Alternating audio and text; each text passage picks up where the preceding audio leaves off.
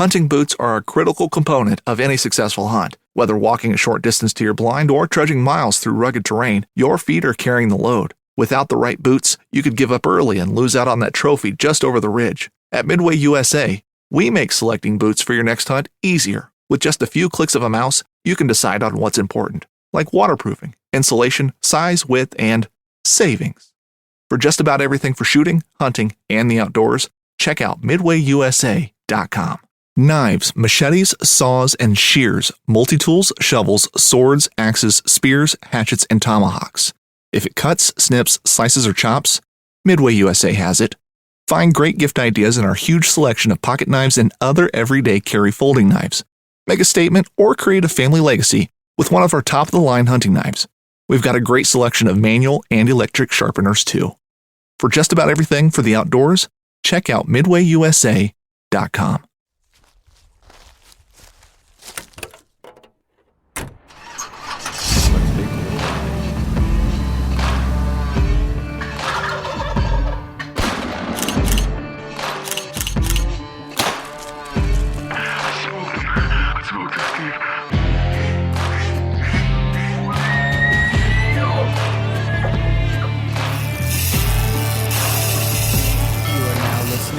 Outdoor Drive Podcast. All right, guys. Thanks for tuning in to episode 249 of the Outdoor Drive. I know you guys know it's the Outdoor Drive. We've talked about it in the song. We've talked about it here.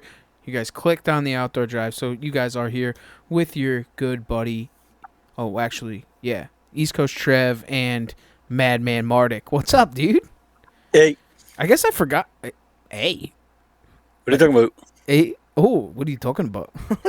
What do you go over the border and now you get a special voice when you come back? It just happens, bud. It is, I guess, right? Drink a couple blues and just start talking about it. No moose, next cut. That's a fact. No, there was moose. I can tell you that. There's moose. I know, you had one in your lap, dude. In my lap, buddy. Sniffing the old Crispies. Jeez. Dude, I'll tell you what. That moose... So we haven't even talked about this in person at all either. So that was my second encounter with that moose. My first encounter with that moose was the night before, and he came up the road behind me. My stand is like 5 feet off of like an old cut road, and I the only reason why I kind of knew it was a moose is because I heard two steps that sounded like a hoof. It was a hoofy step, right? And if it's a bear, you usually don't hear them walk. So that's the only thing that tipped me off that I thought it could be moose. But I heard something coming up the road behind me. Now, I'm in a ladder stand that's missing a section of ladder. So my feet are like 8 feet off the ground. And I mean, dude, directly behind me, there's something standing there. I won't turn around to look, right? I can't move. And I don't know, dude, it's at 5 yards and I can just hear.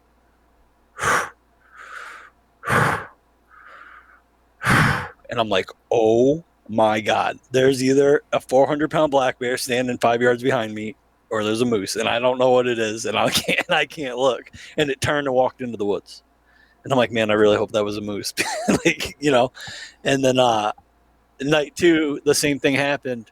And, I didn't hear the hoof prints this time, but heard the breathing and everything. And like, it's directly to my left, and my eyeballs are as far to the left corner of my eye as possible, like just wanting to see a glimpse of this thing, and then it steps out and it's the moose and came right over to the base of the ladder. It was awesome. That's I wanted to like jump off the stand and ride him. It was a young moose or chokehold. Oh Jesus, dude! You love Canada. You should probably move there, dude. I would if they let me. I think you have like a green card or something like that. I think a green card. They have a Canadian green card. It's actually a blue card. Got a little maple leaf on it. I got my flag. You got another flag? What a great trip, man. Like I wish I could just spend a month up there. Like I'd spend the whole bear season up there if I could. There's nothing like it, man. There's nothing like it. I'm already planning to go back. I know you are. Deposit's going out next week. Jesus, kid. Well, you coming? I don't know. Maybe. I don't know. I draw Iowa next year. So it's a tough thing. We'll see. I will tell you this, man, and I don't know what it's not a fear thing. I can guarantee it's not. There's nothing to do with being scared of the bears.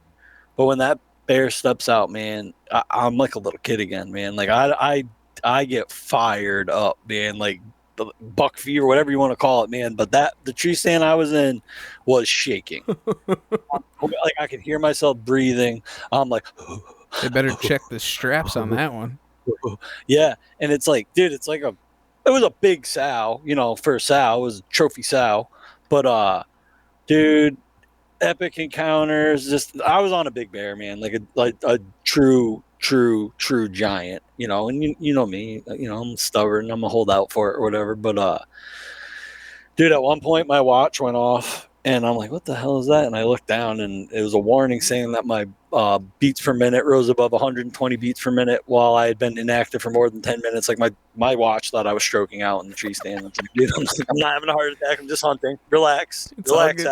We're good. Don't send the National Guard. I'm not dead yet. But that's what we do it for, though, right? Like we talk about it all the time. What drives you outdoors? Mm-hmm. That right there. When your blood pressure's through the roof and you ain't even moving. New life goals. Get your iWatch to see how fast the beats per minute we can get during November. Like who can get the new outdoor drive contest? Like hey. Outdoor drive challenge. What's your beats per minute in November? Highest beats per minute. Dude, I almost stroked out. It's so sick. No, but it was awesome, man. Like, I didn't kill a bear. Not disappointed at all. Like I said, I was go big or go home, and that's what I was going for. Right? I knew that going in. But Dad shot a giant Thursday night. He had probably, I think it was my dad's 13th trip bear hunting. Probably had his best complete hunt ever with the action he was getting. And dude, I wish he had a video camera, man. He had rut activity. He had boars chasing sows at the bait and, noses up asses, like shit we see in November with deer. Dad was witnessing with bears and swatting, and he had a decent boar at the bait. Was patient, didn't shoot because, again, I mean, there was giants at every bait. Like everybody had opportunities, if they had patience to shoot a giant. And Dad's got the experience, so he held out, and Thursday night it paid off, and he dropped a big one. I think it was 336, and that was the third biggest bear of the week. So we killed some giants. That's awesome. Dude, it's just awesome, man. Like, everybody needs to experience it at least once. So if you're thinking about going bear hunting, spring bear hunting in Canada, like, pull the trigger. Yeah, you need to experience in the rut. Yep. There's nothing like it, man. So. Well, man, any killers corners this week? I know we're kind of getting down. I don't have my shit together for that. I'm sure there is. I know there is. Josh Brower killed some tunas. There's more than that, isn't there? Ryan Mack found a big buck. He did? Yeah. All right, send me the pin. Stab it. Well, all right. I give Ryan Mack a shout out because I didn't get a chance earlier during turkey season, but he gave me a little intel during turkey season when I was in Canada on my turkey hunt, and he was working. He was busy working, so he couldn't hunt. So he kind of tipped me off in a general location, and it led to a dead turkey. So. Thanks, Ryan Mack. Much appreciated. But that's what friends are for. Yep. So I owe you a turkey. Next year we'll get together. We'll call you one in. Exactly. If you're not too busy working. Well, man. Birds, of course, still laying down coyotes like they're going out of style. Dude, what a tank. I love that guy. Love him.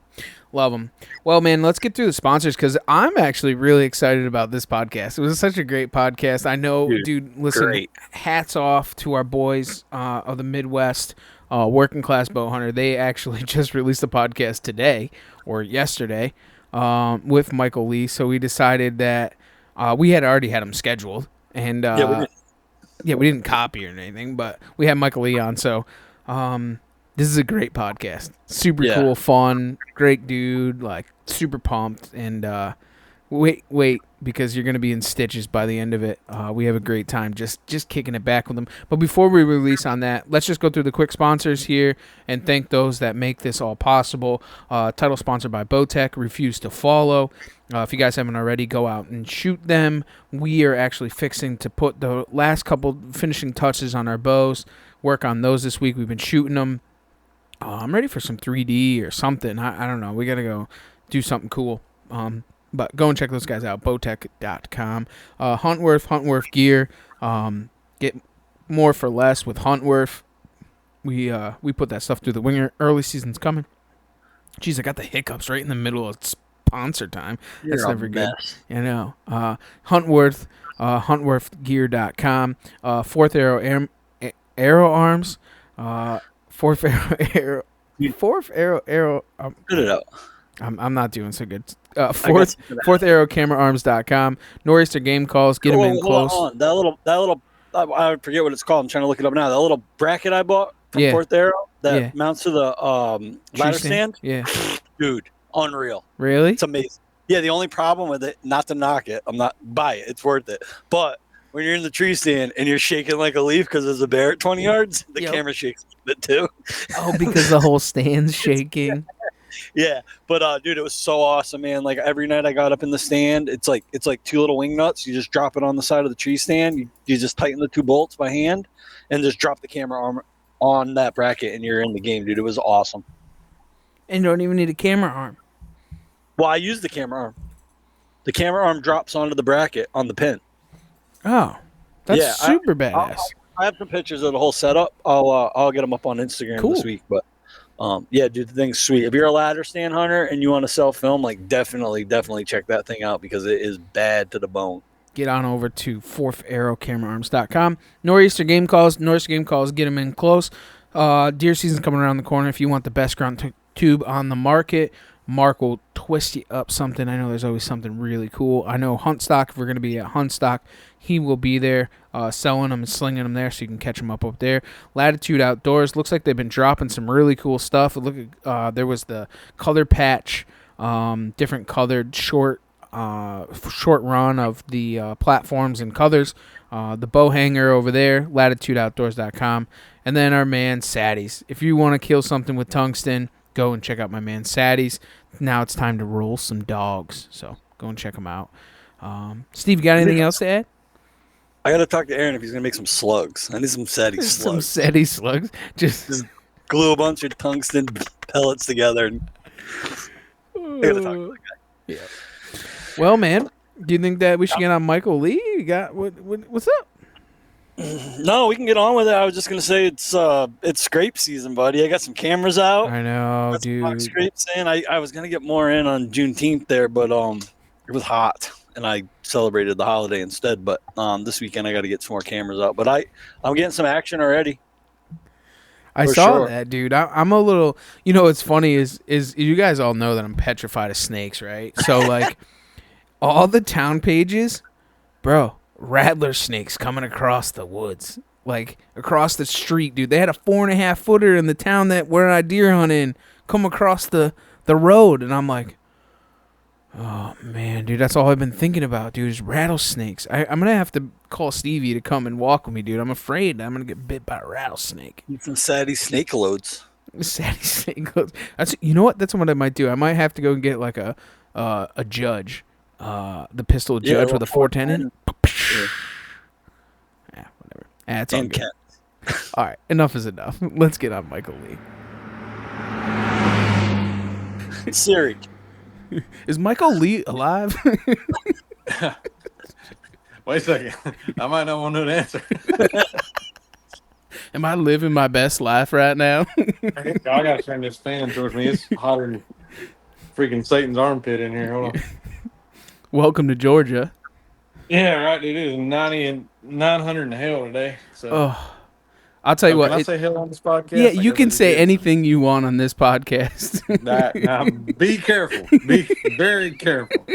Just saying. It takes a lot to make us blush. Yeah. It's everybody else you have to worry about. Well, all right. We're back here on the Outdoor Drive with Michael Lee. How we doing, Mike?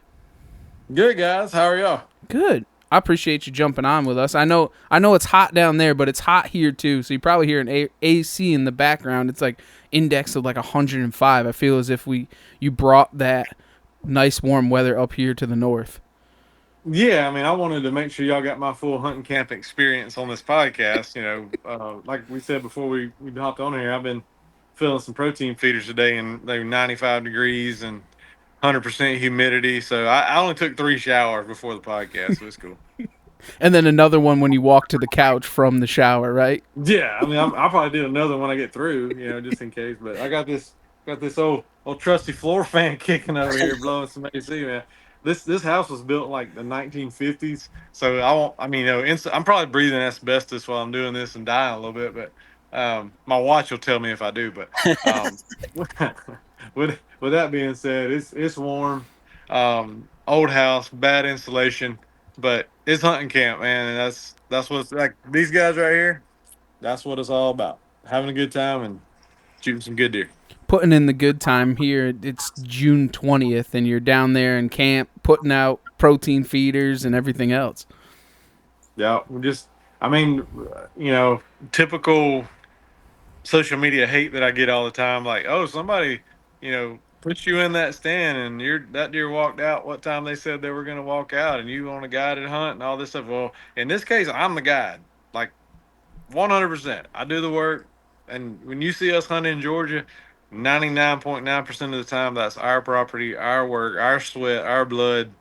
Everything you see for years is what we've done. Now, we go to other states. I'm not going to lie. I love a handheld hunt. When I go to mule deer hunting in Texas and my guy's got one picked out, hey, this dude's going to come out tomorrow afternoon, I'm going to go perch up and shoot his ass. I promise you. And I'm going to have a good time doing it. I just don't understand why social media has been such a negativity on all of that. Like, what does it matter if you are? Like, what does it matter that you're in a stand and you hired a guide? Like, everybody else is going to do it. Well, I think there's now and we're going down the social media wormhole already. So here we go. But I think there's genuinely some hardcore guys out there that I have respect for, those guys that really do.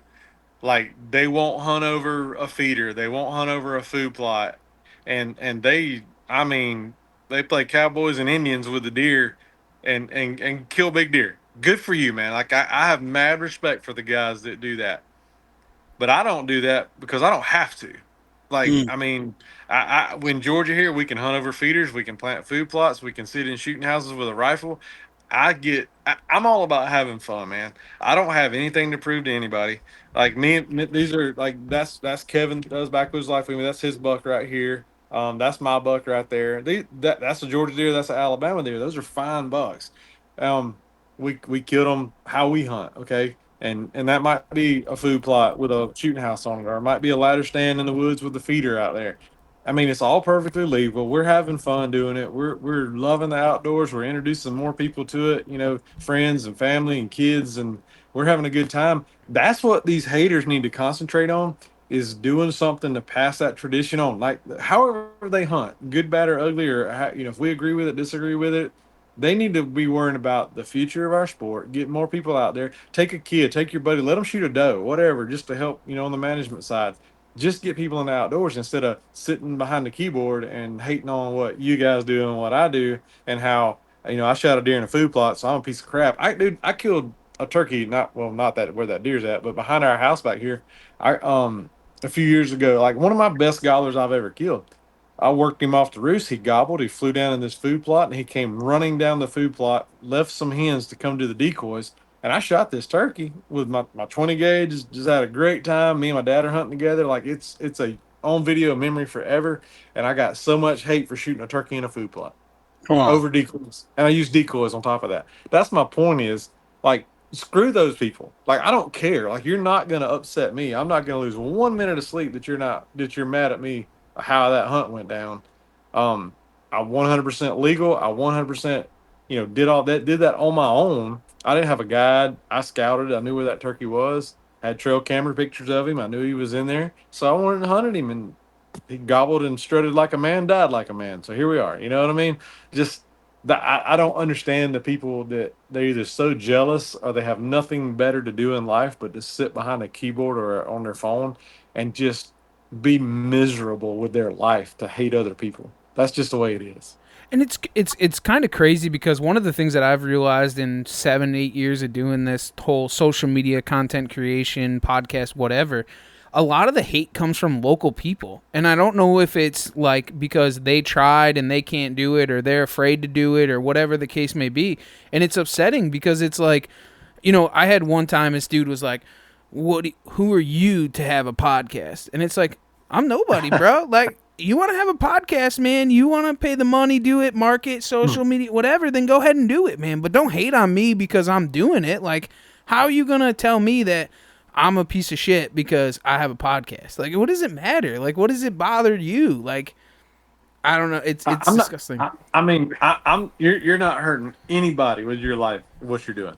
If nothing else, you're adding value to other people's life that watch this and get entertained. And that's what we were talking about, the working class bow hunter guys. And that's one thing that we talked about with those guys, on that episode was right off the bat, we established that we're here for entertainment purposes. That's what I do. That's what you guys do. We're here to if somebody's stuck in a job they hate or a life they hate, and I'm not saying anybody should be, but situations are what they are.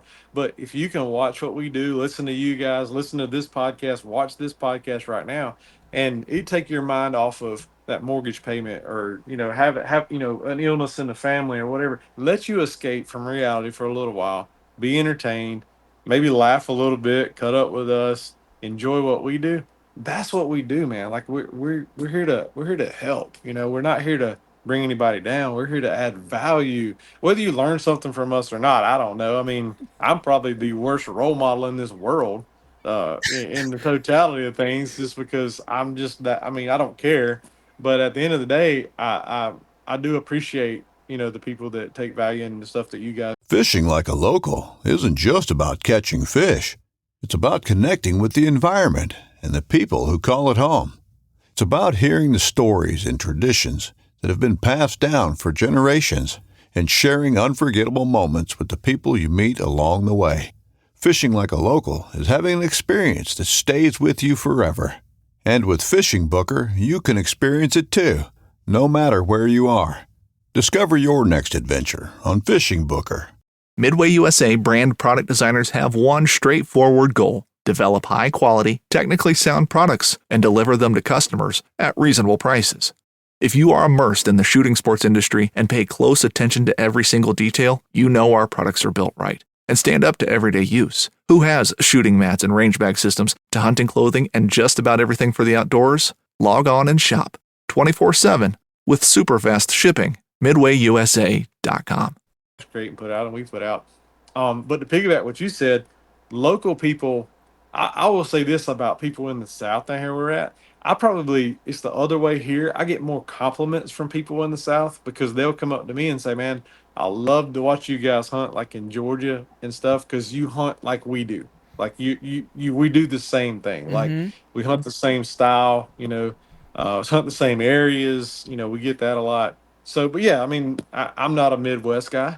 I'm not a Northern guy. I'm not a Western guy. I've hunted those places and I've been successful, but I'm not going to ever tell those guys how to do something. But you come to Georgia, like I can probably teach you a little bit, you know?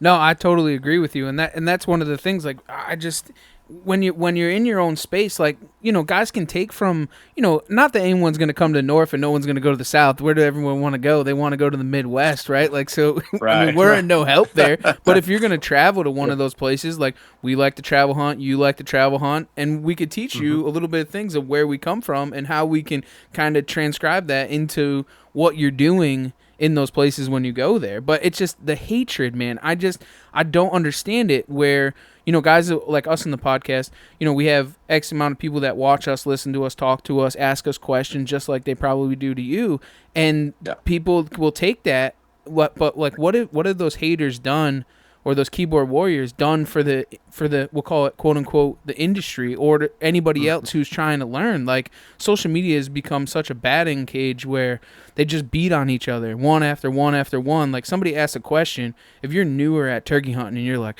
oh, how do you do a Yelp? They'll tear them up. Like, what do you mean you don't know how to Yelp? And you're going to go into the woods and not know how to Yelp? And then it's like, when you ask someone like yourself or me, I'll tell you how to do it. I'll tell you how to take that Yeah. time and do that and learn. And I'm not afraid to tell you. Yeah, I mean, spot on, dude. Like, I mean, I look at it as I've been blessed to do this for as long as I have. Been blessed to go to states I never thought I would be able to hunt. You know, got trophies scattered from all over the country. And I'm not bragging. I'm just, I mean, it is what it is. After 20 years, like you get lucky. You know what I mean? Like, Mm-hmm. and if I can pass that and help somebody else be successful, Pat, like like I got a message I got to get back to. A guy asked me about hunting in Nebraska. Like he drew an antelope tag and a deer tag, and he wants to know how to do that. I've never killed an antelope in Nebraska, so I'm gonna be like, man, I don't know, but I'm gonna try to get you some help. I'm gonna try to find somebody that does. Now I've killed deer out there, and I know how that goes. But you know what I mean? Like we are here for a reference. We're here to help, and I mean, like somebody asked me, like you said, somebody asked me how to do a Yelp. I'll tell you how I do it. I'm not gonna Mm, say that's the way to do it.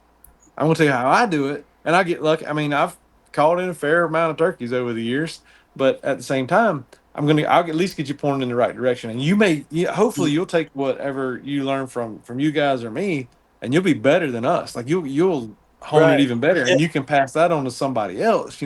That's what this is all about. Not worrying about like me putting that deer on the wall. Like, man, we need to be a community to help each other out and be a resource to say, hey guys, I want to hunt, Missouri, and I need some advice on where to go. And like oh, I know somebody here or there or whatever, and like we work together for everybody to be successful. But man, that selfishness, that envy, it's just a bad situation, and social media just pours gas on that fire. Well, it's the same as the deer shaming aspect of it. Like, like you, like us, like, man, it was funny you had said it comes in gobbling like a man is going to be treated like one. Like, I live by that. Like, I'm telling you right now, I don't care. If you gobbling, you're dying. Like, no questions asked. Because there's times, hey, Lynn, I'll put up a hunting video of me shooting does. Like, I don't care, man. Like, it's fun to me. Like, I came back from Ohio a couple years ago. I had probably shot one of the biggest. I mean, talking at time, I thought it was Boone and Crockett, a couple inches shy of that. And I came home, and there was a small, like, 110 chasing around a doe, and the doe came in front of me, and I smoked the doe. I mean, you're talking November 10th of November, in the middle of the rut, and I shot the doe, and people are like, why'd you just do that? And I go, because I love killing. I love having fun. I enjoy it. Like, it's not about the horns. It was to prove a point that, like, oh, you don't need to be shooting giants. Like, what is it to? I mean, we all love shooting them. You hit the nail on the head, man. It's about having fun.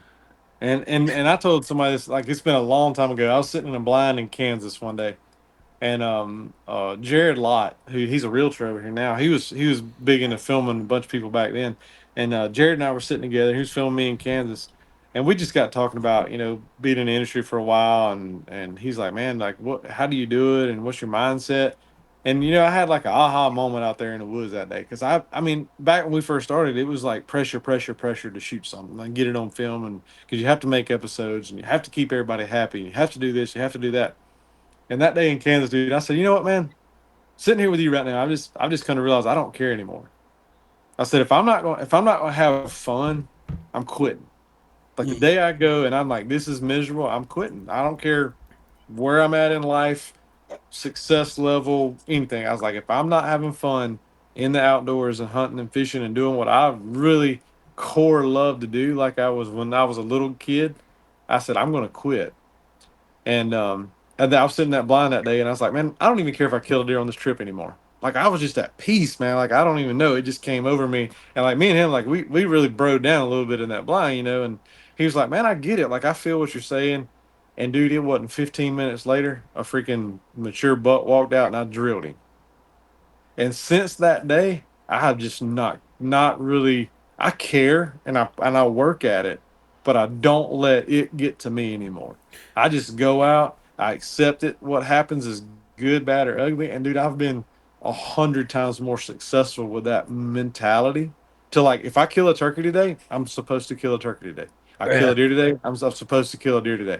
And I just go let it happen. I work hard. I've honed my skills, and with all that being said, I mean, really, like since that day, like I turned a corner in this thing, man. It's crazy and I'm a big nerd. I keep spreadsheets like on everything I've killed. I've got all my deer, all my turkeys, elk, antelope, mule deer, and I started that at a young age just to gather data when I was hunting like our family farm and in our hunting leases to know when the best days to go hunting was because I was working full time, not have a lot of vacation. I'm like I want to pick the best days to my vacation days. Like I want to pick my 2 weeks of vacation or whatever and go hunting the right days. But I just kept doing that afterwards. And, after when I started like really got into the outdoor industry as a career, and people pick on me all the time because I'm just the spreadsheet guy. But like you would see the stats on that spreadsheet, like from that day in Kansas, go, damn, this dude like he just figured it out He somewhere figured it along the out. way, This But is before they had apps that did it for you like we do now with the algorithms and yeah, all that stuff. Yeah. I don't know, Yeah. like what hunt stand, deer cast, Yeah. all those.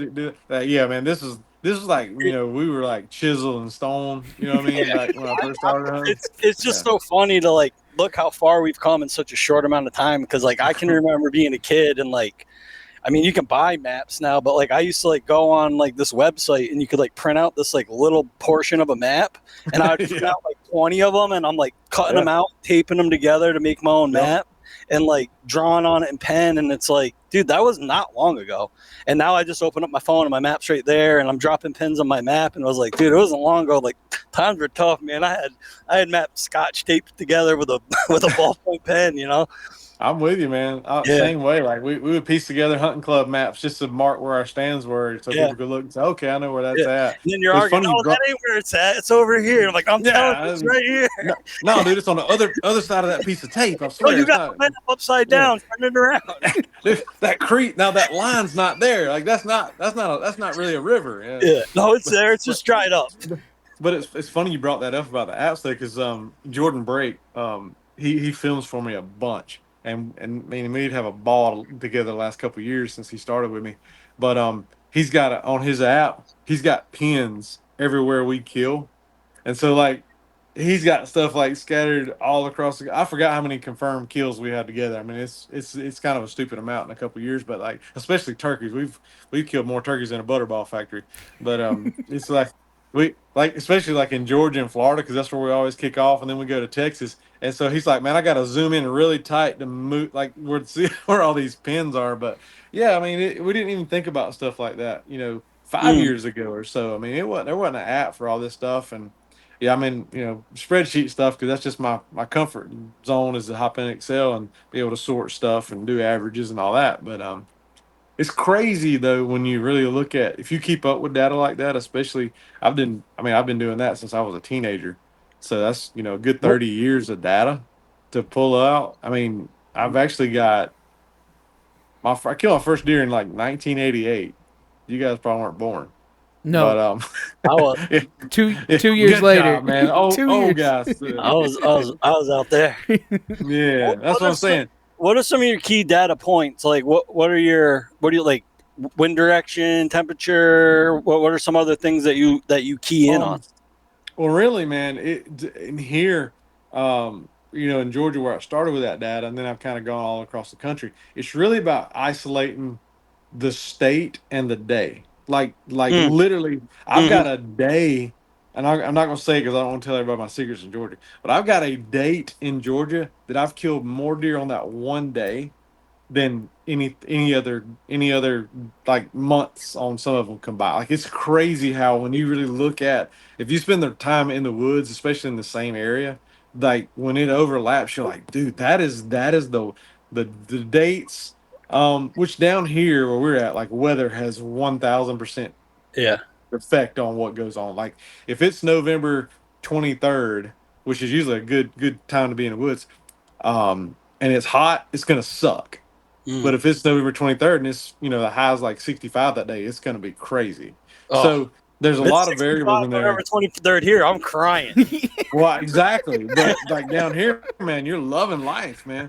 Um, because like I hunted Nebraska one year and dude, it was December and it was like 80 degrees. I'm like, this sucks. You know Yeah, what I mean? Like we've had a I couple did years kill a like that. deer, but I killed a pretty decent buck. But at the same time, nobody else in camp saw anything. I mean, I just Hmm got lucky. I had the one dumb deer that walked out at the right time. So But again, I was just letting it happen, letting the universe and God take over things and just drive me where I need. I got a I sound question like on a that. hippie, man. I'm a big believer, and it sounds weird, and people call me crazy, but like, especially those big mature bucks and like the target bucks, that the ones that you're after maybe for multiple years, like sometimes I swear that you have no control over it. They pick the time and the place and the who and the how and when, and you kill them, and it's like, dude, I had nothing to do with that. He just You, decided on you that day he was going to let me yeah, kill him. Like you, I you, was you in the were car you were there at the right place at the right time. because he And allowed it to happen. Like I and didn't and do I, anything. and I'll say this: what's crazy about, especially here, like the mature bucks, they're you know how it is. I mean, this is usually uniform all across the country. They're going to be one of the, like, especially except for during the rut when they're stupid and they're just doing dumb stuff. Um, like when you see them 5 yards off the side of the road staring at a doe, and that they don't normally do that except the rut. Like when you hunt one on his terms, like on a food plot or in a hardwoods or just wherever you've got him kind of pinned down to his core area, um, you're usually going to see the does come in first, or small bucks come in, feed around, whatever, go through. He's going to scope it out, but when he makes his mind to come in, he's just going to walk in like the man. He's not going to just be like on pins and needles, looking around, creeping in. Like when he's the guy and he knows he's coming in, like he's fully committed to it. It's like He that owns it. gobbler. When he knows he's going to come into the decoys or come into the call, like he just, all right, I'm just go time. And it's funny how that is. A lot of people think that, the big bucks are really, really spooky and all this stuff. They are. They are. But when you get in there and you can get in there in their area and let it relax and be normal, they come in like not a care in the world.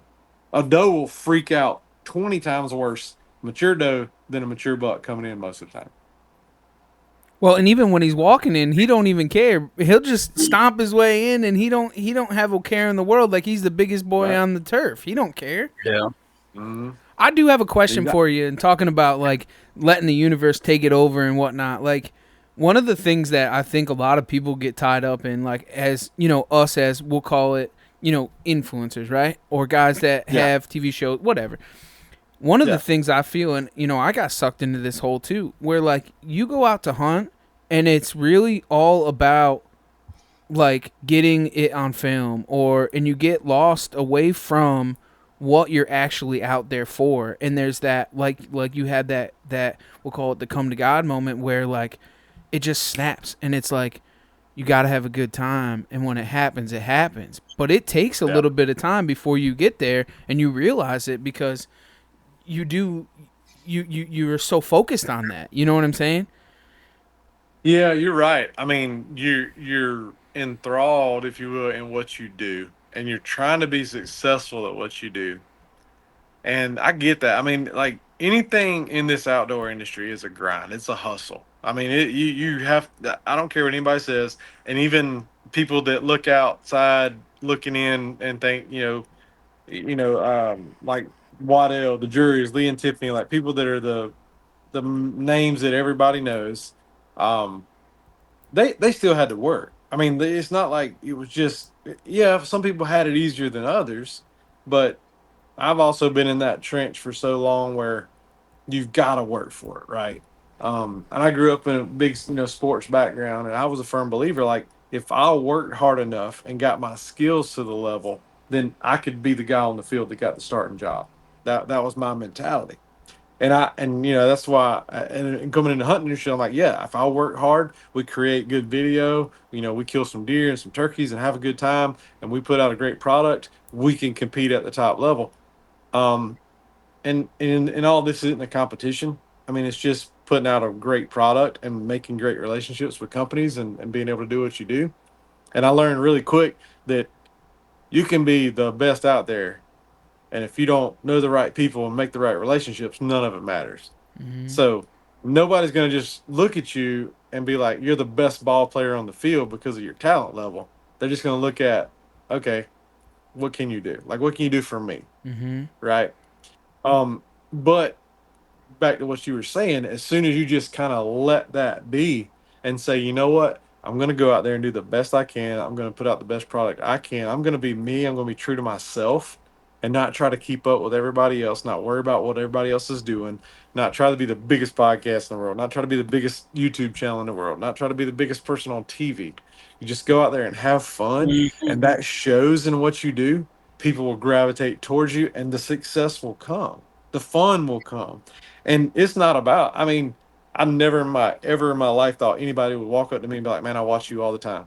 Like I watch you on YouTube, especially YouTube. Like freaking A, I didn't have YouTube growing up, but now like YouTube is legit like one of our best platforms for people to see our content. I love it because I can roll out whatever we want to on there. There's no well, within reason, of course. There are some restrictions, but I just like it when people come up and say, "Man, I watch you all the time. I enjoy what you do. You hunt just like us." And that's what I've always wanted to put out there.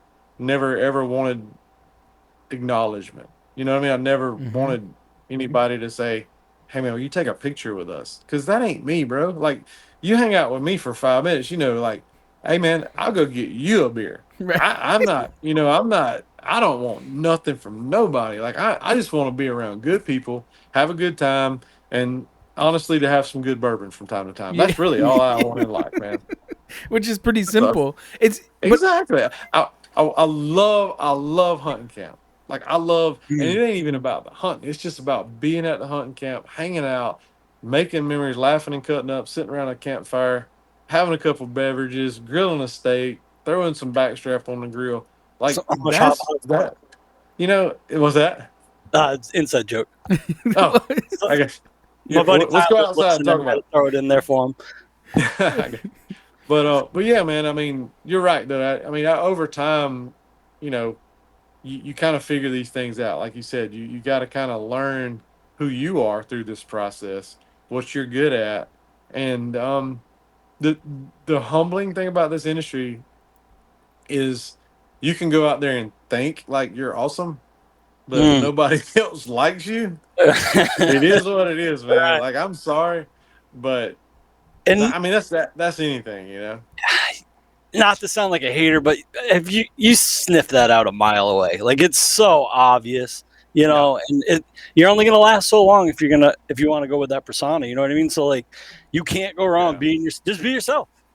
Don't try to be something else or act like something else or act like a bit like you are who you are and just run with it because Right. that's how you were put on this earth and that's that's what you I got. mean, if you're an egotistical jerk, everybody's gonna figure it out pretty quick. Yeah, You know what I yeah, mean? Like you guys have been around long enough to like it doesn't like I've always been one where I say this all the time. If we spend 3 days in a hunting camp together, we're either gonna be really good buddies or I'm never gonna talk to you right, again. yeah, Like mm-hmm. quick after a hunting camp, like whether you want to hang out with somebody or not. And literally have some of my best friends in this world that I have met through hunting. And just like being here hanging out with you guys, like I know right now after being on this podcast for 20 minutes or whatever, that like we can hang out. mm, You know what I mean? Like we go hang out at hunting camp and We're have a gonna get in great time. trouble. You Like mean it's is what you just meant to say? We were gonna get in fucking well, trouble. I mean, and if any game wardens are watching this, we're going to abide by all the laws. I'm just Yes. going to say that out there. non-hunting infraction Yeah, that's trouble. what I meant. Yeah. Yeah, We're yeah. gonna tear the Like town up. we're probably going to sink a John boat. Something fun's going to happen. You know what I Yeah. mean? It's gonna be But but I'll be honest, man. Like it's crazy. We just another thing we say all the time. Like this industry is big, but it's really small. Mm-hmm. And you guys know a lot of the same guys I know, and vice versa. And that's what makes it awesome. It's like you know, I'm one of them. Like if you ask me the question, I'm probably going to tell you what I think, good or bad, man.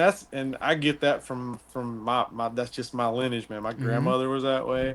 My grandfather's were that way. My mom's that way. My dad's kind of that way. Big Mike's more laid back than I am. Um, but with all that being said, um, this industry is like that small. So if you ask me what I think about somebody, I'm like, look, this is my experience. That's what I always go with. Um, and I'll tell you what I think. And I hope people will tell you the same thing about me. But I also try to put myself in that corner where when somebody brings my name up, hopefully, that's what I pray every night is I've done the right thing. I've treated everybody fair. I've responded to everybody. I try not to be the guy that, is just unapproachable or non-talkative. And I'm not talking about like from a fan standpoint. I'm just talking about from anybody that wants to Right. talk about hunting or have questions about what we do or anything, man. Like I've always tried to be, they always say never meet your heroes because you'll be disappointed. Y'all have heard that Oh before. yeah, I've had it happen. Um, No. and that's my point. Like, not that I need to be anybody's hero. Trust me on this one. Unless you just like to have fun. I mean, Right. then we'll be buddies. I don't want to be your hero. I'll be your buddy. But don't just. I've had it happen too, man. I've met people that I thought like, no, this guy's gonna be awesome, and like I was so disappointed. And I just never want to be that guy. I mean, just like coming here with you guys, I don't want you to get off like, man, that guy was a jackass. Yeah, right. You know what I mean? Well, it was funny growing up, right? Like, Chris Brackett at the time, Fear No Evil, right? So he had Fear No Evil, and he's tattooed, a little bit wild, a little bit crazy. Guys like us, kind of ladded, we go to that, we gravitate to that, right? So I meet this dude, and I'll be straight up. So I meet him. He's in Harrisburg. At the time, I had a bow hunting forum, and we were down there. We were working with Wasp Archery at the time, and I'm sitting in the booth, and I'm like, man, I really want to meet Chris. Chris is going to be here this weekend. So I went over there. He was the biggest dingbat I have ever talked to in my entire life. Like, he's trying to cut my beard. He's, like, just being an asshole to me. And I'm like, that was, like, my first taste of, like, I don't even know if I want to be in this industry. And I'm, like, 17 years old. And I'm like, Wow. I don't know if I want to do this. You know what I'm saying? And then as the industry feeds itself, you know what happens to the people that are like that, bro. They come out and they get handled with and dealt with properly in this industry. Like, that's just the way the industry rolls. I don't mean to bring up negativity on your podcast here. No, bro, no. It's reality, man. Like, you got to be real. That's the thing. Like, and if you make a mistake, and I think he made more than one mistake. Man, he made some big mistakes. Right. But I think also, man, you just got to man up and own it and like, hey, you know what? I made a mistake. I got caught up in this. I want to apologize. Like, just own that shit. You know what I mean? Like, that's what I mean in life in general, man. I don't care if it's hunting or work, industry, whatever, man. Like, it could be relationship stuff. It could be stuff with your family, your spouse, girlfriends, whatever. Just like, man, if you mess up, just own it and deal with it, and you'll get so much further, and you'll have so much more peace with stuff instead of trying to be that guy, man. Like, we ain't gonna bring up the stuff that he did, right. or I don't know. I wasn't there. I don't know what me neither. exactly Right. did. Yep. We all saw the same stuff, right? Right. But at the same time, man, like, to treat people bad. Boat Trader is America's largest boating marketplace with over 100,000 boats to choose from. We offer simple, comprehensive solutions for those looking to sell, find, and finance new or used boats. Visit BoatTrader.com to get started. Whether you're just looking to stay warm during a hunt or need maximum concealment, the clothing you wear can make or break a hunt. At MidwayUSA.com, we understand hunting clothing has come a long way with more meticulously crafted camo patterns, advanced scent control technologies, and weatherproof options to withstand the elements. Hunters have to wait until their favorite season, but shouldn't wait on gear, which is why Midway USA offers super fast shipping. When you're ready for your next system, log on to MidwayUSA.com. And, hose over landowners. I mean, and I'm not knocking on Chris. Like, right. I don't just I mean, people in general. I've met him, we've crossed paths, but I don't know him like on a personal level at all. So I'm not going to judge. I'll be the last one to judge anybody on anything.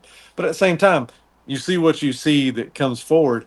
But man, like, I couldn't do that. Like, I couldn't. Now, there's been a few times like I've had some people like working for me that I was like, man, we fixing to have a bad day. You know what I mean? Like, you're testing me big time right here. But you should see me and together. Right? Like, look, bro. No, we should set up over here. I'm not going to name any names. Like, I say this in all the stuff, like interviews and podcasts. I don't throw anybody under the bus and name names or stuff. But I did have a camera guy one time. Like, he could not stay awake at all. Ooh. And dude, like, I'm talking, it's 30 minutes before dark, crunch time. I got 10 head of doe standing out in front of me. I'm just waiting on, Big Dog to roll in for a bow shot. and dude's over there snoring next to me in a blind. And I was like, dude, if you fall asleep one more time, I'm probably gonna punch you in the face. Like I was that like, dude, you got one job, and it requires staying awake. I even said, like, bro, like if you got a job at Walmart and you go to sleep at the cash register, are you probably gonna get fired, right? Well, guess what? I'm not gonna fire you today because I need somebody out here helping me. But like, you got to step your guy. I give everybody a chance to succeed or fail.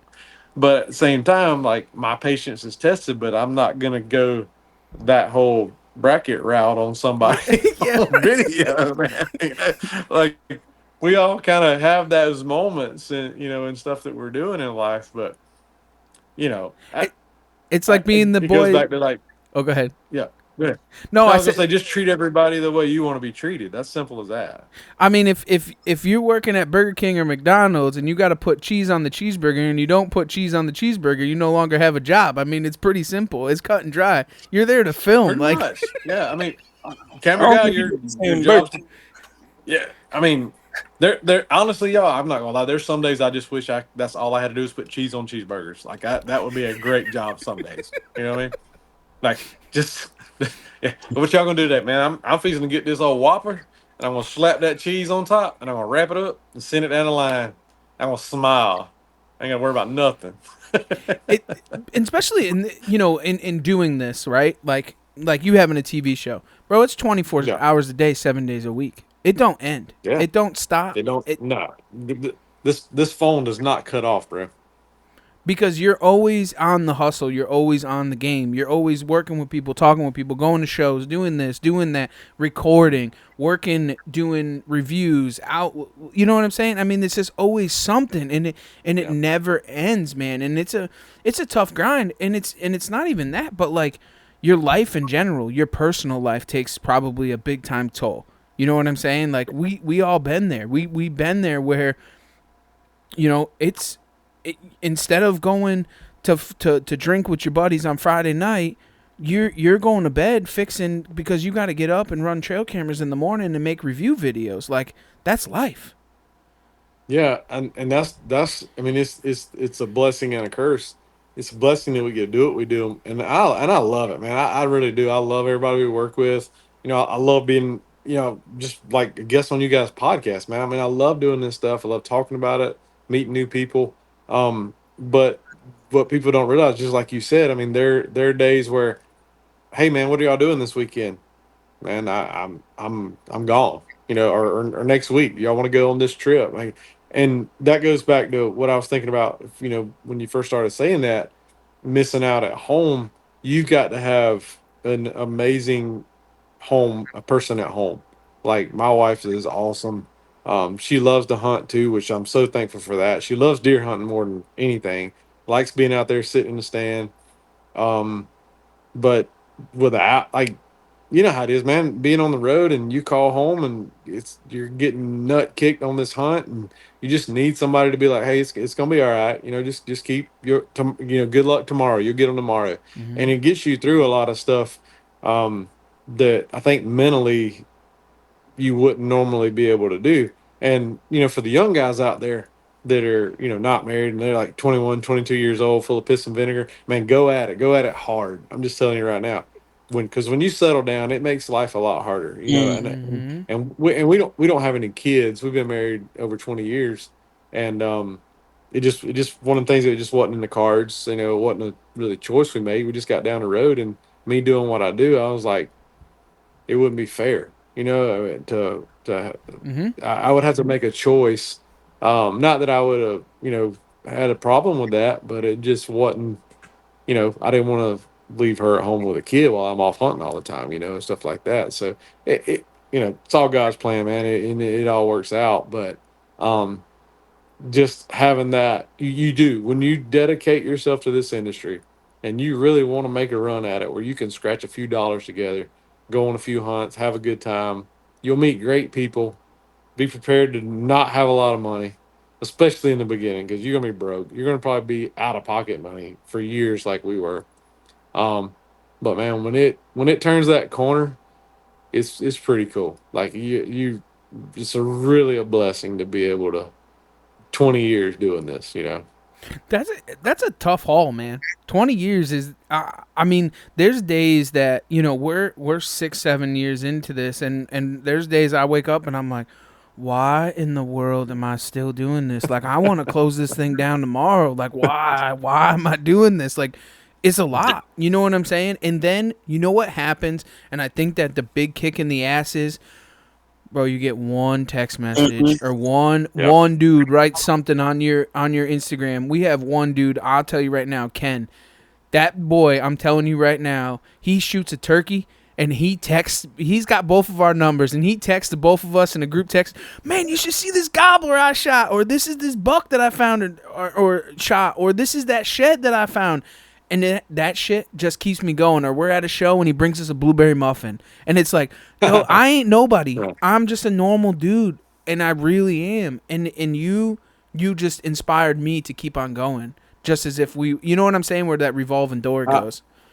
I had this conversation with a buddy of mine yesterday because we're talking about doing like more hunting tip stuff, because I do have a lot of younger guys now, or even guys that aren't that young that are just getting into hunting, and they don't know a lot, and they're like, man, I just need resources. Like, I don't have a mentor, and I mean, I've got to be buddies with guys. Like, man, call me anytime, FaceTime with me. I'll teach you how to do this or that. But we're talking about doing, hunting tips and maybe teaching a little bit of archery stuff and for new guys and keeping it really simple. Um, and I told him, I said, man, look, at the end of the day, if we roll out a video of, how to anchor when you're on your bow, or, anything, how to find your anchor point, or find your draw length, whatever, just simple stuff that you need to know in the beginning. I said, man, I don't care if it gets 1,000 views. If we help 5 people, we've made a difference in the future of bow hunting. For example, turkey hunting, deer hunting, all of it's the same. Like, I get questions about planting food plots, man. I get question about equipment we use, what bow we shoot, what broadheads, and that's fine. I mean, I love that stuff. I'm always there to help people trying to be better.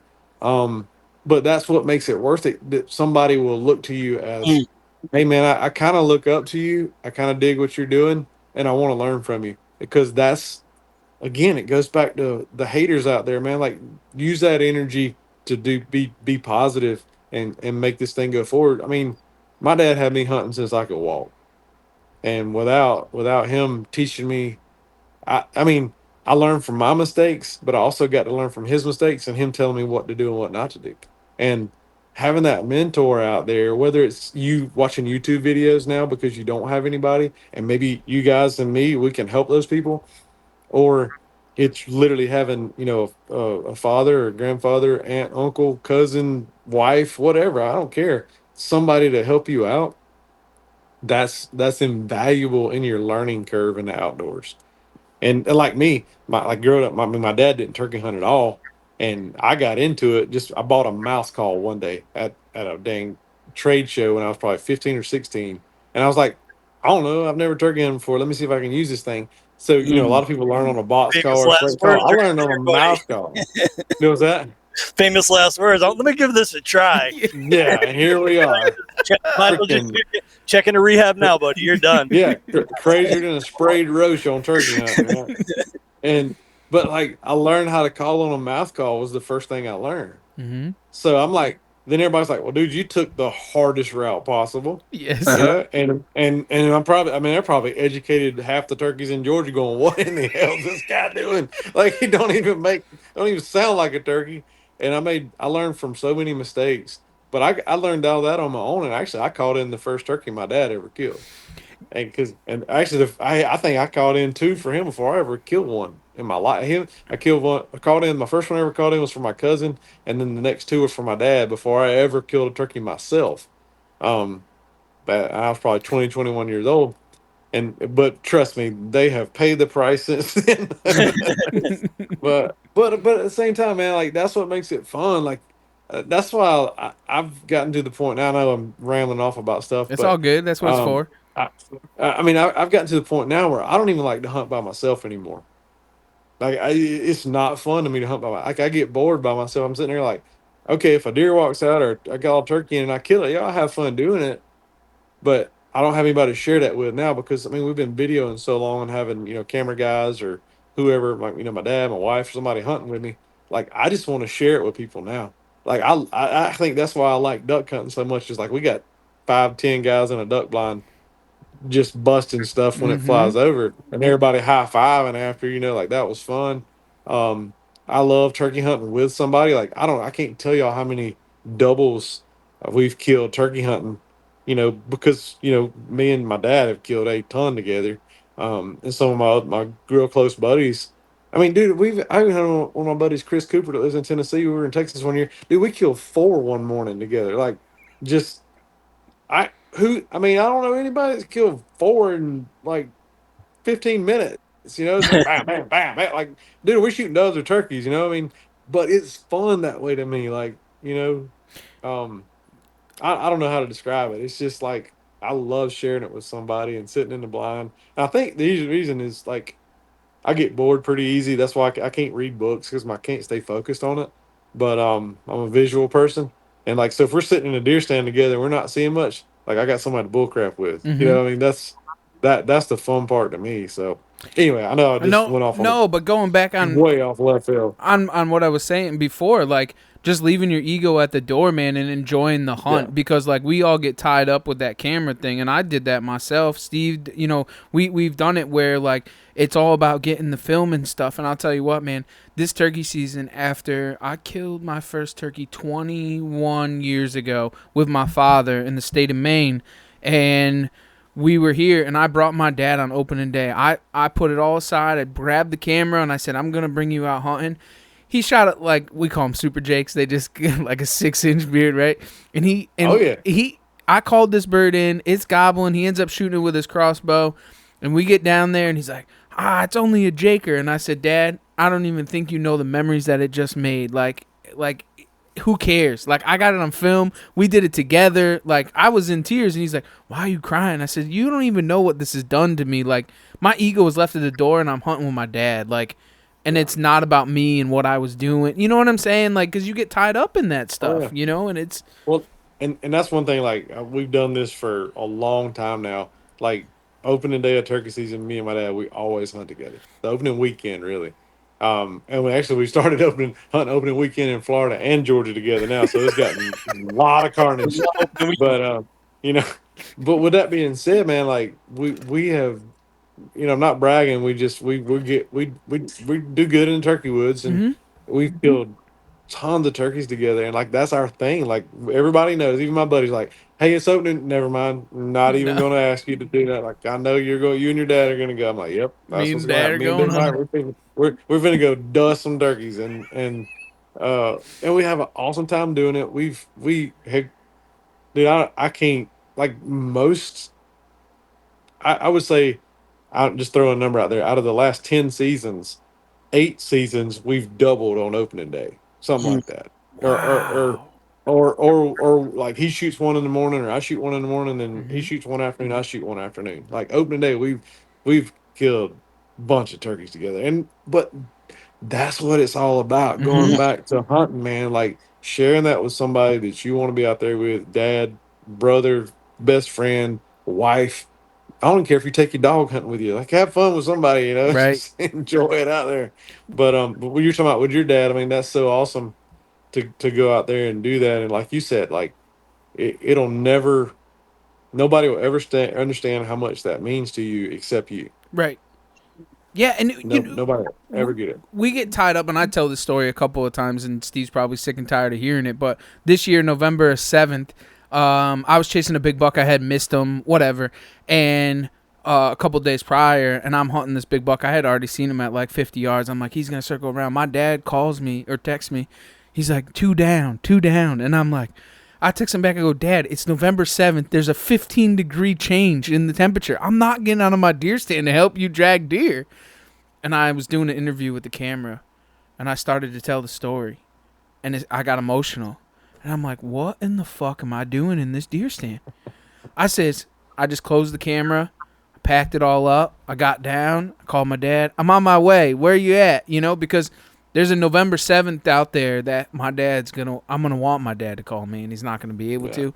And you can't forget about that. You know what I'm saying? Like, there's just those days are gonna come, and he's mentored me and been my role model for such a long time, just like your father, just like Steve's father. And you try to spend that time with them, and it's a blessing. So now we have to try and share what we've honed as our skills to teach them and learn. You know what I'm saying? Like, people don't have that. Like the people that contact us every day, and they try and talk to us, they don't have that role model. You know what I'm saying? Like, they don't have that. Yeah. And it's crazy. Tonight's a perfect example. We were scheduled the podcast at 7:00 tonight. I didn't get home till 7:01 because my dad was broke down on the side of the road, and I called Trev and I was like, "Listen, stall a little bit, see if Mike will wait for me to get there." It must be his alternator, man. I had to jump his car 4 times just to get it home. But Oh wow. what are you gonna tell Dad? Oh, Dad, sorry, I can't help you. I got a podcast tonight. Yeah. Sorry, Dad. And he's You like, know, a what? A what? A pod? all you What? said, I'm on my way. You know, Yeah. what I mean? That's Because what I you know do, damn man. well, if that was Yeah. me broke down on the side of the road, he'd be on his way. That's right. That's right. That's right. And that just shows you guys both are raised right. I mean, that's just what it boils down to, and that was put in you well before you even knew about it. That you're gonna love the outdoors. You're gonna help your family, do the right things, and that's the thing. Like, there's actually a video on our YouTube channel, and it's about our family farm. And Jordan was with me, and he shot it and filmed it opening weekend of turkey season this past year. And he's doing these like interviews, and he's asking me questions. I just remember one thing that stuck out to me. He said, "Are we gonna kill a turkey in the morning?" And I really didn't. I don't want to be the guy that's like, "Oh yeah, we're gonna kill a turkey," because I don't want to jinx it. Um, and I said, "Good Lord willing, we're gonna be in a turkey rich environment." And I said, "If Big Mike can kill one, I don't care if I ever kill another one." And I meant it. Like Right. dude, I've killed more turkeys than I ever thought I would. I've killed more deer, more big deer too than I ever thought I would. I tell him this all the time. If I can help somebody else that's close to me be successful, and I don't kill another one ever, I won't like it because that just ain't me. But I'll be all right. It'll be all right. I'll be all right. Because that's what it's about, man. Like in the beginning, yes, it was all about you know trying to be successful myself, grip and grins, getting video. Then social media comes along. It's all about, everybody says, "Oh, you got to take a picture for the gram." I mean, you're trying to put yourself out there and raise your stock value. Man, I'm just about creating a great product now that people will enjoy. And if that's me sitting in a turkey blind and my dad shooting a turkey, that's fine. I sit in a deer blind, my wife killing one, that's fine. Sitting with one of you guys, y'all shooting something with me there to hang out, that's fine. Like it's just about the fun to me now. Like I don't care about me at all. Like yeah, I know my moments are gonna come. Like I'm gonna get my shots and I'm gonna make them count. Just because I know that's just what I do. But at the end of the day, it ain't all about me no more, man. It's about having fun. And like I said, I just love to hunt in camp. Like now, like a lot of the hunts I go on, my buddies go with me. Like we do these, like we got a big mule deer hunt that we go on every year in Texas, and there's like 5 or 6 of us that go, and I don't even care if I kill a deer. Like I'll shoot the smallest one that walks out. I don't care. I just there to have fun. I'll punch my tag on a freaking 140 and everybody else kill 180s. I don't give a crap, man. I've killed. I killed actually my first booner mule deer this past fall. So I checked that off the list. Now what? You know what I mean? Right. Yeah, like I'm here for the ride, man. It's a fun ride when you can not have that pressure on you. Don't put that pressure on you and just sit back and let it happen and have fun and watch your buddies be successful and your family. And I mean, yeah, I mean, seriously, like I'd rather y'all come down here like, hey man, I'll come put y'all on a deer stand, take your bow, you shoot a deer you want to mount, shoot it, shoot a couple does, have a good time. Like I'll be back here cooking ribs. But it's crazy because it seems as if, going back on it, like the industry has kind of made us all like that. And now it's like we have to kind of weed through that crap because we need to now enjoy it with the ones that we, like everybody, like the camaraderie. What was it? When we were young kids, what did we do? We were doing deer drives. We were shooting rabbits. We were killing squirrels. Like that was Yeah, live, man, just Yeah. like, who cares? cares? Yeah. You know what I'm saying? I'll shoot your house cat if you let me. You know what I'm saying? Like, I didn't care. You know, we just having fun as kids. I plead the fifth on that. That's all. Yeah. Plead the fifth. I'm just saying. I don't like cats. I'm sorry. I didn't mean it like that. I just meant it. Well, It's a metaphor, but you brought it there. Again, I don't judge anybody. We all have a past. Okay? I would not do that again. Okay? I love it. I love Stuff it, happens. man. Yeah. If I'm gonna get so many hate it's all right. messages. Oh my God, you killed a cat. Well, I didn't actually see him die. I may have missed him. I don't know. So, They don't understand what a barn cat is, right? That's all it is. Feral. Yeah, They're when- feral. They're feral. so look, if you've got an inside cat, your buddy's got an inside cat, and an outside cat's whipping his ass, what are you gonna do? You're gonna You gonna stand up for your buddy's cat, or you just gonna let him take one? you know gonna what I mean? no. That you cat might kill him. right. That cat could have had rabies. But what if it was a dog? If it was a dog, it'd be a different story, right? What does it matter?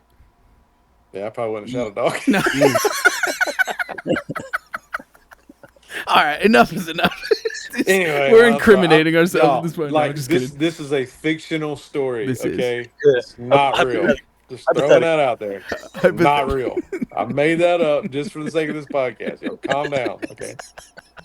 I love animals. Okay, especially the ones I eat next to potatoes and gravy. Well, that just took a turn. It's all good. It's Hey all man, good. how about let's talk about something. We normally I have Go a ahead. funny story that Go I ahead. wanted to bring up earlier. We were talking because we haven't told the story on the podcast before, and we were talking earlier about if he comes in gobbling like a man, he's gonna die like a man. So me and Trevor hunting the last day of Rhode Island season. It was the last day of the season. I killed one in the morning. We're trying to punch Trev's tag, and season closes at 1:00, and we are grinding. Like we are gonna punch this tag before the end of the day. And we go to the last spot we hit. We're deep. We're like kind of at the end of the property. Like we don't really have anywhere else to go. We're out of options. So I said, hey, let's just sit here for a minute. Just what are we gonna do? Listen. So I hear a yelp. I'm like, yeah, that's a hen yelping, right? So let's call this hen in. You never know, like nothing's gobbling, but we might drag one in, And she's yapping up, and Trev's calling to her, and he's calling to her, and she's coming, and all of a sudden you hear that Jake gobble. And I'm like, oh, have mercy on this Jake, because Chet is going to roll this. There is 15 minutes left in the season, and this boy is going to roll this Jake right now, right? So yeah, I heard one more gobble, and here's the hen. She pops out. She jumps up on the rock. Oh, man, he's right behind her. Here he comes. She jumps off the rock. She's at like 15 yards right in front of us, and she freaking gobbles. It was a gobbling hen. And he turns and looks at me. He's like, do you see a beard?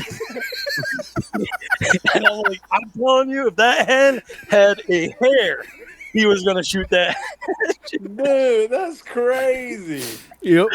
And she walked off. She gobbled one more time. We got the whole thing on film or whatever. And I'm like, thank God she didn't have a whisper on her chest. I want to see that. You would have rolled that hen, boy. I want to see that video so bad, dude. Like I've never seen that.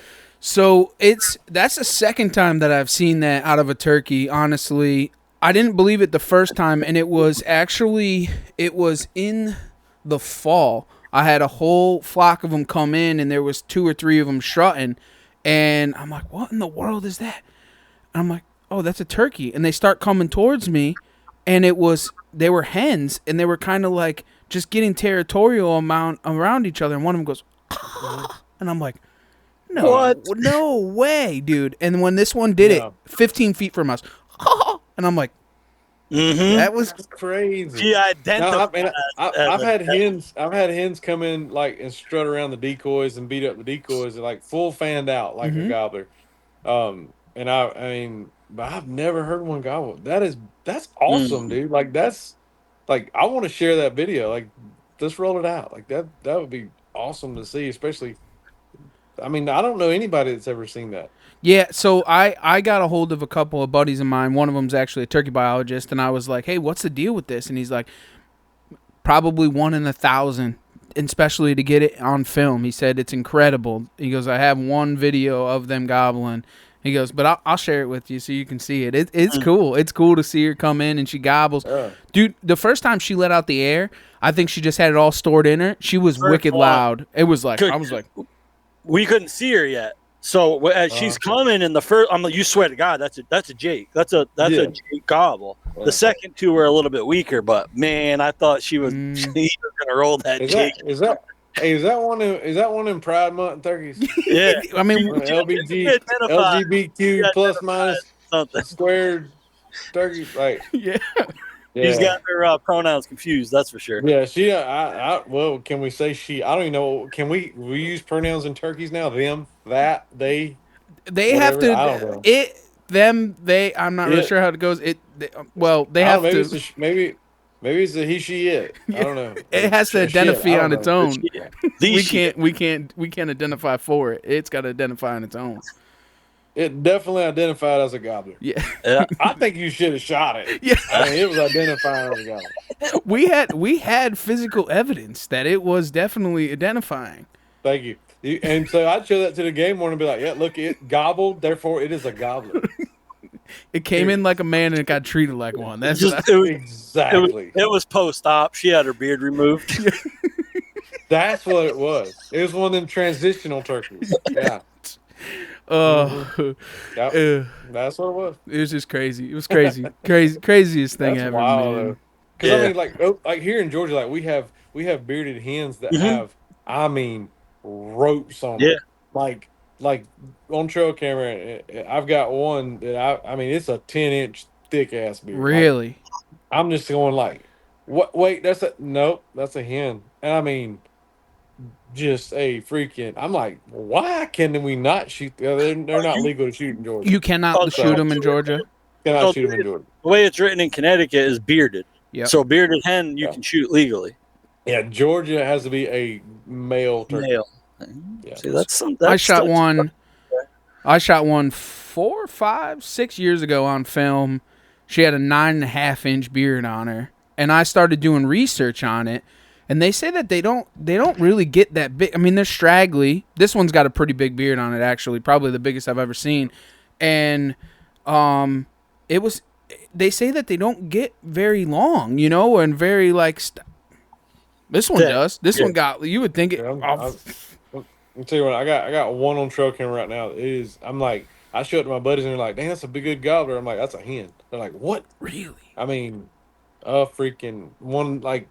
I had to tell people like, hey, if you go hunting on this piece of property in this area, be careful because if you just see going through the woods, you'll see a beard and you'll shoot it and it's gonna be a hen.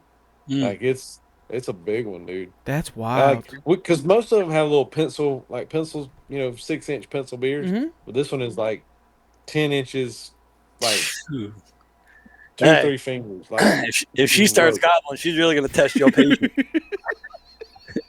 I plead the fifth if she goes. Just get it on film, and there's evidence. No.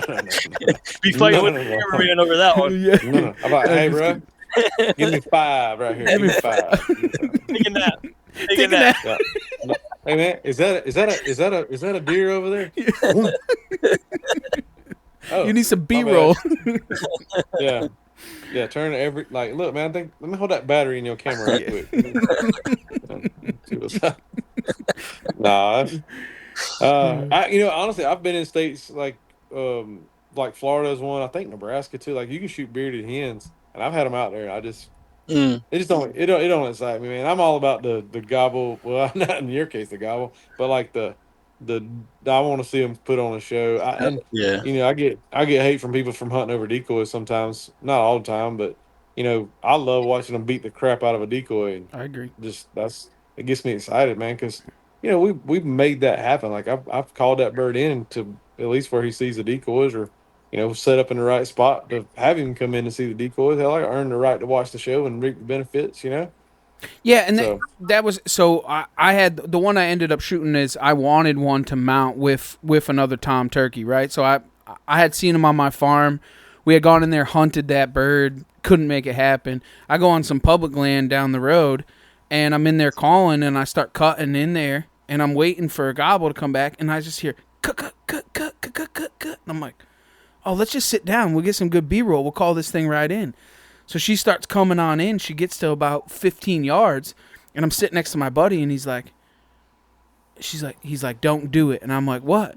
You see the beard on her? And I'm like, there's a beard on her? He's like, no, there's no beard. I'm like, there's a beard. I see the beard. It had a beard on it. I ended up shooting it, but she come in cutting at me. She put on a show. It was actually pretty impressive. But nothing like a gobbler beating up a decoy or nothing. Yeah. Cool. Yeah. Different. I mean, I've had some awesome hunts, and like literally, like you said, calling hens in, getting them fired up, and I like giving it back to them. I just try to talk nasty right back to them, and I mean, I've killed gobblers that way because they follow the hens in, for sure. But gobbler ain't made a sound, like just dead silent. Come in, most time they strutting with a hen, not gobbling, and the hen gets them killed.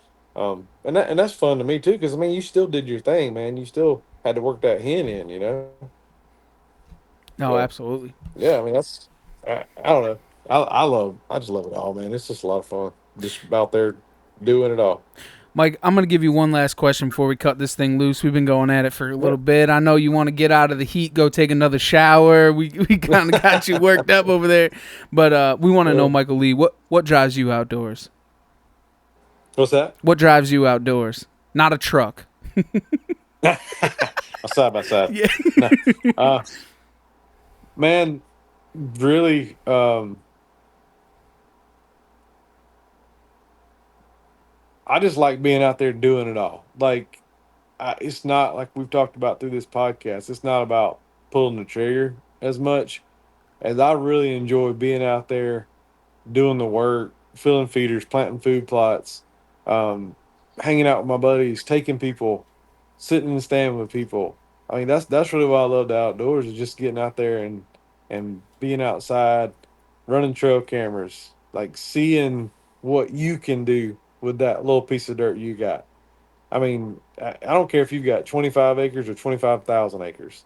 If you're out there just having a good time, enjoying God's creation, doing the best you can do with whatever you got, that's what drives me out there. I mean, like today, I rode around with my buddy Rick, that we got some land right here together, and my dad. We went around, we filled up some feeders, and Rick texted me after when he left a while ago before I hopped on here. He's like, "Man, I love that stuff. Like, I just love going around talking about the woods, like making plans for the next food plots or stands, and filling up feeders and being out there. And it ain't even about killing stuff. I mean, it is in totality, but that's I love that much as much as I do the hunting part."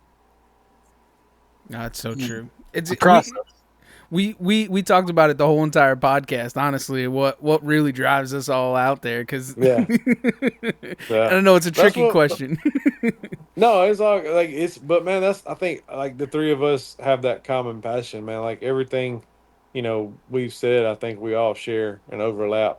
Being out there with other people and having fun ourselves and just reaping the benefits of what we're blessed to be able to do, and that's what makes it fun. Well, why don't you tell everybody where they can kind of follow along what you got going on, watch your TV show and YouTube and so on and so forth. Yeah, you hop on Google and type in Backwoods Life, you're going to see my beautiful face and Kevin, and we're YouTube, Facebook, Instagram, TikTok, Twitter, X, whatever you want to call it. I mean, if there's a social media platform, we're on it. I found a LinkedIn account of yours. I mean, yeah, I'm on LinkedIn. Yeah, OnlyFans. I got OnlyFans.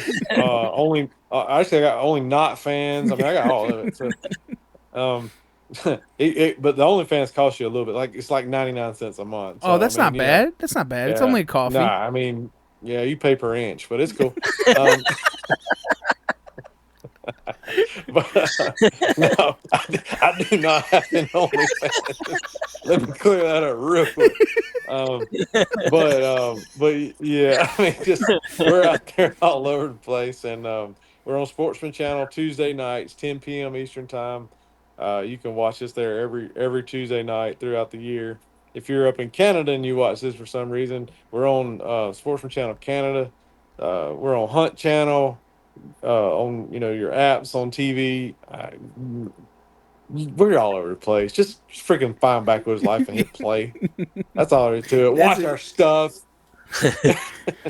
Well, We'll leave you right there. Go and check out Michael Lee with Backwoods Life. And for everybody else, thanks for taking the ride right here on the Outdoor Drive.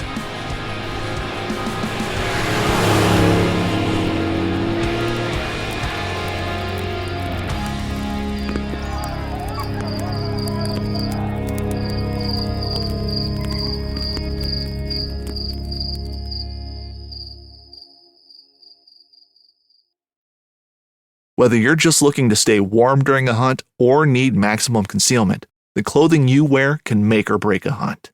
At MidwayUSA.com, we understand hunting clothing has come a long way with more meticulously crafted camo patterns, advanced scent control technologies, and weatherproof options to withstand the elements. Hunters have to wait until their favorite season, but shouldn't wait on gear, which is why Midway USA offers super fast shipping.